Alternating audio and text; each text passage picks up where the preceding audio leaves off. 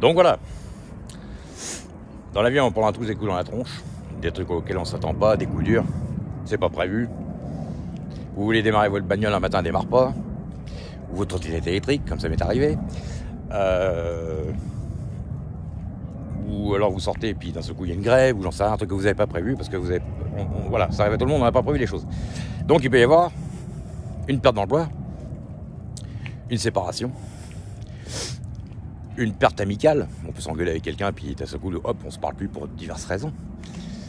Donc en fait, comme je disais l'autre fois, moi je sais parce que c'est comme ça que moi je fonctionne. Moi je sais que c'est comme ça que je fais. Au bout d'un moment, l'ego en prend un coup, et le cœur en même temps. C'est pour ça que c'est les deux en même temps. Quand vous êtes séparé de quelqu'un, vous avez mal au cœur, et en même temps votre ego en a pris un coup. Voilà. Donc, petite baisse d'estime de soi et peine au cœur. C'est pour ça que des fois ça fait un long travail avant que ça passe, avant que le cycle passe, qu'on oublie la personne, et que, en fait, la personne, on l'oublie, c'est quand on n'a plus de sentiments et qu'on passe dans la colère. On transfère l'énergie dans la colère. Oh, finalement, on m'emmerde, elle me fait chier, voilà. Finalement, tu m'as quitté, c'est bien, au revoir, et tout, voilà. C'est quand on en arrive là. Mais quand on a encore la personne dans la peau, on en souffre, nous. Donc, en fait, c'est un transfert d'énergie. Et dans ces cas-là, la perte d'estime de soi, ça prend un certain temps. Hein. Et puis, la colère ou l'incompréhension, il faut, selon moi, je dis bien selon moi c'est comme ça que je ferais. Au bout d'un moment, évidemment, on va rester quelques temps sans rien faire, on est dégoûté, on veut redonner un sens à sa vie, tout ça, parce que voilà, plus ou moins, ça dépend du cas de figure. Moi, je pense qu'il faut compenser par... mon ego a été atteint, tout le monde m'en veut, personne ne... Voilà, je suis une mauvaise personne pour tout le monde m'en veut, tout ça, voilà, faites-vous plaisir. Voilà. T'es une séparation, une nana, là, une séparation, il y a son mec qui l'a largué, écoute, mademoiselle... allez dans un endroit pour faire vos ongles, une bonne manucure, achetez-vous des vêtements, un petit maquillage, une chevelure, et c'est reparti. L'estime de soi revient quand il y a une baisse d'estime de soi. Et puis pareil pour un mec.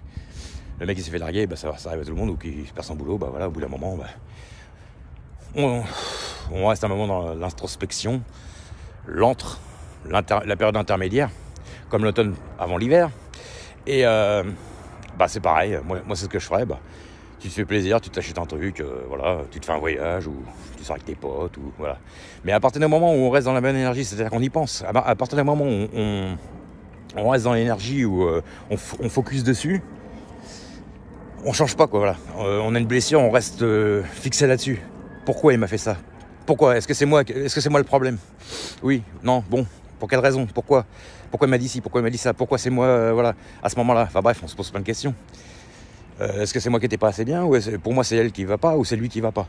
Donc on se pose des questions, on n'est pas bien, et on est blessé. Donc tant que cette période-là n'est pas passée, et on retourne pas un peu dans l'ego, où on reprend l'estime de soi, ça passe pas. Parce qu'en plus dans les séparations, il y a toujours un des deux qui est un peu plus la victime que l'autre. C'est, à part si c'est d'un commun accord, mais bon, en général, il y en a un, c'est un peu plus souvent le dindon de la farce, on va dire. Enfin, ça dépend. Donc voilà, moi je pense qu'il faut faire comme ça. Moi c'est comme ça que je ferais. Et au bout d'un moment, on arrête de se focaliser là-dessus, l'incompréhension a disparu, et puis après, voilà, ça passe, et puis on passe à autre chose. Donc voilà. Il y avait un terme dans Conan le Barbare.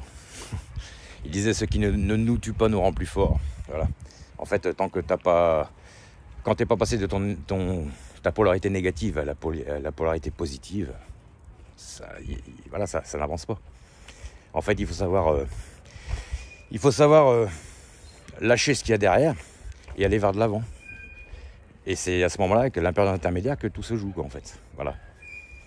Allez, à plus tard.